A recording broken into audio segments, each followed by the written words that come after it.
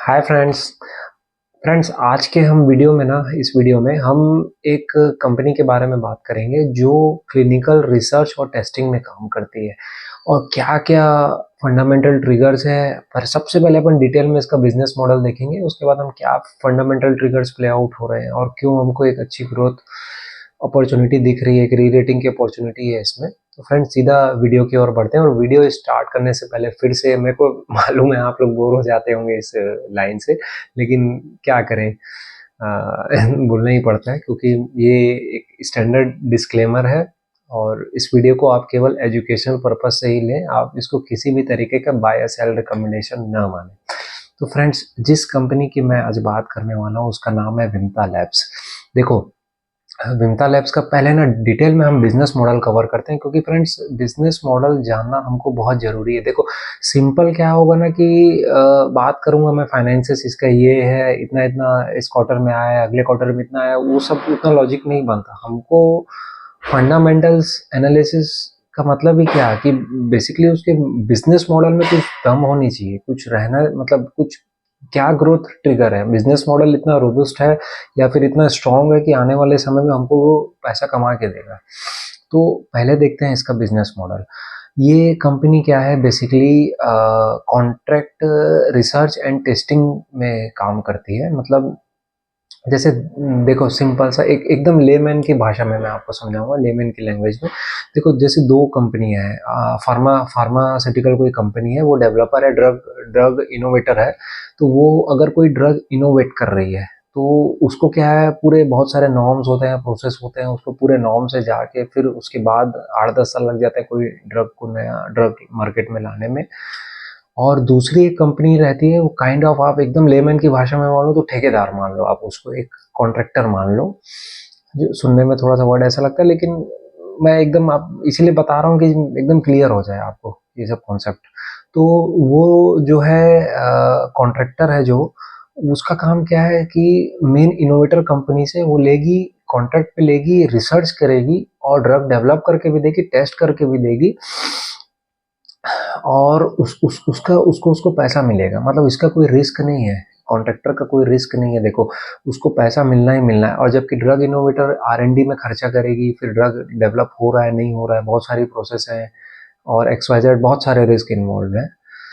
और इसको क्या है, ये सब कंपनी से लेके सिर्फ कॉन्ट्रैक्ट पे लेके रिसर्च का काम भी करेगी, क्लिनिकल टेस्टिंग भी प्रोवाइड करेगी और मैन्युफैक्चर भी करेगी। काइंड ऑफ CDMO जो कंपनी से एक नया बूम आया है इंडिया में, CDMO उस कंपनी का आप देखोगे पिछले कुछ सालों से अच्छा ट्रैक रिकॉर्ड रहा है, अच्छा पैसा बना के लिए। तो ये भी उसी तर्ज में प्ले आउट कर रही है विमता लैब्स भी। और इसका देखो, मैं बताता हूँ थोड़ा सा पहले बिजनेस मॉडल। एक तो ये था, आप समझ गए। तो इसका यहीं पे काम है कि ये कॉन्ट्रैक्ट पे रिसर्च करेगी और डेवलप मैन्युफैक्चर करके टेस्टिंग में भी हेल्प करेगी। अब इसके जो बिजनेस है उसके बेसिकली चार वर्टिकल्स हैं। सबसे पहले फार्मास्यूटिकल्स जो कंपनी के लिए मैंने आपको जैसे बताया, उसके लिए ये रिसर्च करती है, टेस्टिंग करती है, जो भी है दवाइयों का, ड्रग्स का। उसके बाद फिर लेबलिंग वगैरह में भी हेल्प करती है। तो ये हो गया 60% रेवेन्यू इसका उससे आता है।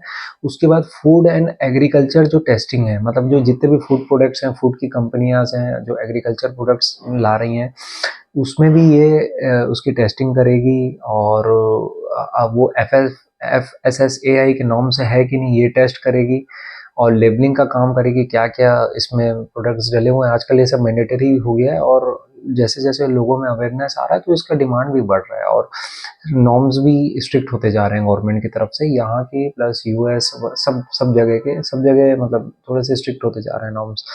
ये इसका फूड वाला बिजनेस है, वो अराउंड 15% के आसपास कंट्रीब्यूट करता है। फिर एनवायरमेंटल टेस्टिंग, मतलब जो मशीनें हैं, जैसे सीमेंट फैक्ट्री हो गई या जो भी कोई स्टील प्लांट, ये वो, उसमें जो वाटर डिस्चार्ज हो रहा है या फिर कितना एयर क्वालिटी इंडेक्स चेक करती है कि उस जगह में अगर वो इंडस्ट्री लगी हुई है तो उस एयर जो निकल रहा है, जो गंदा पॉल्यूटेड एयर जो निकल रही है, उसकी क्या इंडेक्स है और उसको कैसे मतलब अगर कंट्रोल करने के लिए कोई इंडस्ट्री उसको लगाई है कोई इक्विपमेंट, तो उसकी टेस्टिंग। उसके बाद फिर आप देखो वाटर, वेस्ट वाटर जो निकल रहा है इंडस्ट्री से, वो सेफ है कि नहीं, फॉर डिस्चार्ज यूज़ कर सकते हैं कि नहीं, वो सब मतलब ये एनवायरमेंटल टेस्टिंग में भी आ गया।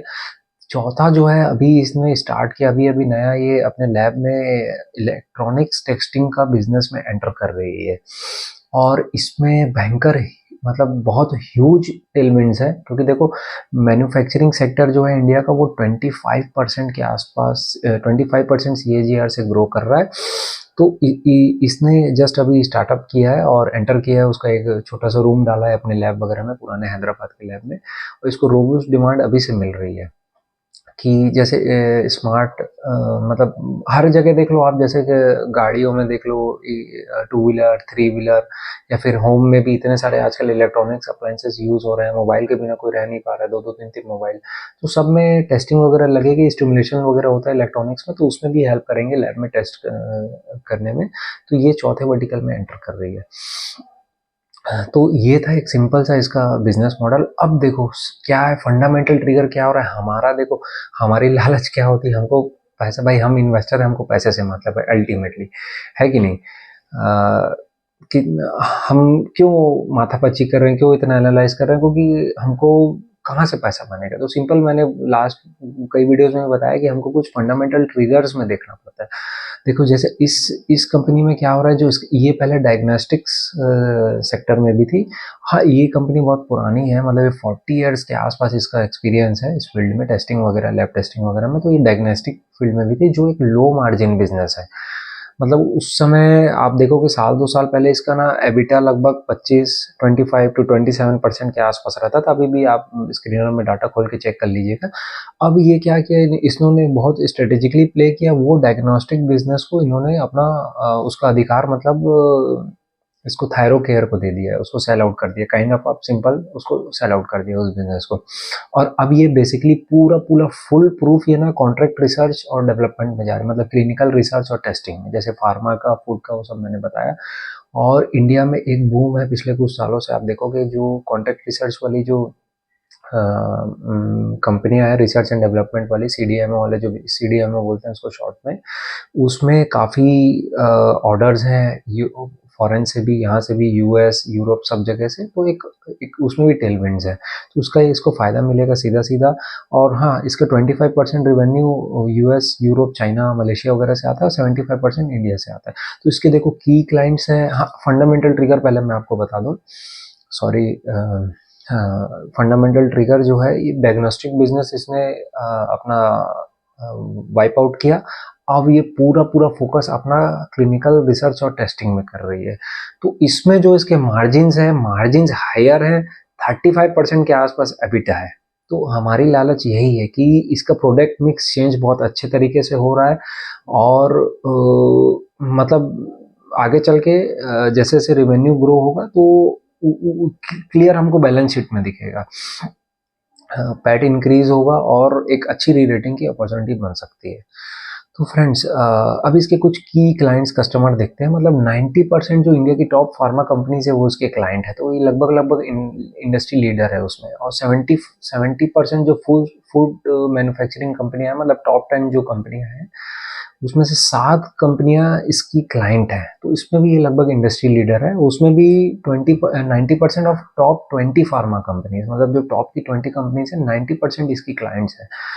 और इसका ना FSSAI से, मतलब जो फूड इंडस्ट्री के जो इंडियन अथॉरिटी है, जो रेगुलेटरी बॉडी है, उसका कुछ नेशनल फूड लैब्स का भी इसका 25 ईयर्स का कॉन्ट्रैक्ट है, जिसको भी ये रन कर रही है मुंबई में। तो एक ठीक ठाक अच्छा क्लाइंट बेस है। और ईबीटे का मैंने आपको बता दिया। हाँ, ये कंपनी ने अभी FY 27 तक गाइडेंस दिया था इन्होंने कि 500 करोड़ ये इजीली अचीव कर लेंगे आने वाले समय में। अभी इनका लास्ट ईयर, अभी 24 में जो था, 297 करोड़ के आसपास था रेवेन्यू।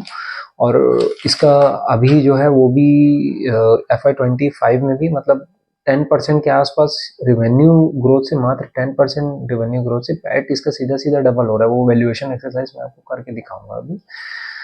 तो हमारा क्या था, सिंपल सा लॉजिक, फंडामेंटल ट्रिगर क्या प्ले आउट हो रहा है, प्रोडक्ट मिक्स चेंज हो रहा है, अच्छे बिजनेस वर्टिकल में एंटर कर रही है, पुराना लो मार्जिन बिजनेस जिसमें कंपटीशन बहुत हैवी था, अच्छे अच्छे बड़े प्लेयर्स हैं उसमें है। तो उससे ये एग्जिट ले रही है, तो इसका बेनिफिट इसको मिलेगा। और दूसरा टेलविंड्स है सीडीएमओ सेक्टर में। और सबसे बड़ी बात है इलेक्ट्रॉनिक्स टेस्टिंग वाले में ये जो जा रही है, जिसमें सब इक्विपमेंट्स को भी टेस्ट करेगी, जो भी mobile devices, electronic devices, EV वगैरह व्हीकल है। देखो ईवी व्हीकल का भी कितना अच्छा है, यहाँ भी ये प्रॉक्सी प्ले करेगा। वही वाली बात हो गई कि भाई अगर मेन बिजनेस में फोकस ना करते वहाँ जहाँ सब देख रहे हैं हम उसके प्रॉक्सी पे प्ले करें, तो हम पैसा तो बनना ही बनना है। मतलब एक जैसा एक कहावत है ना कि गोल्ड रश में हुआ था, गोल्ड डिग करने वाले मतलब पैसा नहीं कमा पाए, लेकिन जो इक्विपमेंट सेल किए वो तो कमाए कमाए पैसा। लास्ट वीडियो में भी मैंने एक्सप्लेन किया, तो इसको भी हम प्रॉक्सी की तरह देख सकते हैं। तो डिमांड बहुत तेज़ी से ग्रो हो रही है, क्योंकि उसकी इंडस्ट्री 25% सीएजीआर से ग्रो हो रही है, इलेक्ट्रॉनिक्स और ईवी मैन्युफैक्चरिंग इंडिया में। तो फ्रेंड्स अब थोड़ा सा वैल्यूएशन एक्सरसाइज कर लेते हैं। देखो FY25 में इनका 297 करोड़ के आसपास था और पैट इनका 40 करोड़ के आसपास था, तो लगभग वो 13% के आसपास पैट मार्जिन थी। और अब FY25 में 3 क्वार्टर का मैं देखूं तो इसका करीब करीब 250 करोड़ आया है इसका रिवेन्यू। मेरे 80 78 80 89 करोड़ ऐसा करके रिवेन्यू आया है। और इसका जो पैट आया है 3 क्वार्टर्स का, पहले क्वार्टर में 12 करोड़, सेकंड में 15 करोड़, फिर 21 करोड़। मोटा मोटी जो है इसको आप जोड़ोगे तो 27 करोड़ प्लस 48 करोड़ के आसपास। तो अगर मिनिमम से मिनिमम 80-90 करोड़ ये करती है इस लास्ट क्वार्टर में भी जो अभी रनिंग है क्वार्टर 4 में, और उसका 20 करोड़ अगर ये पैट बनाती है, तो 78 करोड़ के आसपास पैट मैं मान रहा हूँ। इसका मार्केट कैप है अभी अराउंड अराउंड कितना, 2500 करोड़ के आसपास। तो इसका जो पी रेशियो आ रहा है वो अराउंड 32 के आसपास आ रहा है। मतलब 23% मार्जिन, पैट मार्जिन करीब करीब आ रहा है, जैसा हमने अभी 3 क्वार्टर का जोड़ा पैट, और इस क्वार्टर का भी 20 करोड़ में ले रहा हूँ जो रनिंग क्वार्टर है। तो पैट सीधा सीधा डबल हो गया। लास्ट ईयर इनका कितना 40 करोड़ है, अभी सीधा सीधा 78 करोड़, मतलब पैट डबल हो रहा है। पी मल्टीपल अभी कितना 32 के आसपास। FY25 पी हम चेक करें तो, और FY27 में जैसे ये बोल रही हैं कि मतलब 500 करोड़ का रिवेन्यू करेंगे, तो उसका अगर 20 to 23% के आसपास मैं पैट मानूं, मतलब 35-36% एबिटा मार्जिन के हिसाब से, तो अराउंड 115 करोड़ आ रहा है। और उसका जो मार्केट अभी आज की डेट का जो मार्केट कैप है 2500 करोड़, तो FY27 का फॉरवर्ड पी आ रहा है 21 के आसपास। तो आप देख सकते हो, मतलब ऑब्वियस है, मतलब ये एक हमारा थीसिस पॉइंटर है। हमको इसमें रिस्क को नहीं भूलना चाहिए। रिस्क कुछ कुछ ये हो सकते हैं, 2-3 रिस्क देखो, ये बहुत बारीकी से, मतलब इसके जो नॉर्म्स रहते हैं यूएस और यूरोप वगैरह की जो गवर्नमेंट है उसके स्ट्रिक्ट नॉर्म्स हैं, उनको फॉलो करते हैं, तो तभी इनको अनुमति मिलती है कि भाई आप टेस्ट कर सकते हो हमारे प्रोडक्ट्स को या हमारे ड्रग्स को। और अब देखो सीडीएमओ एक लुक्रेटिव बिजनेस है, तो ऑब्वियस है कि अदर कंपनियां भी बहुत तेजी से इसमें एंटर कर रही हैं, बड़ी बड़ी कंपनियां और भी हैं। तो बोलते हैं ना वही कि शक्कर गिर जाती है तो सब चींटियां आने लगती है, तो इसमें भी धीरे धीरे कंपटीशन बढ़ सकता है।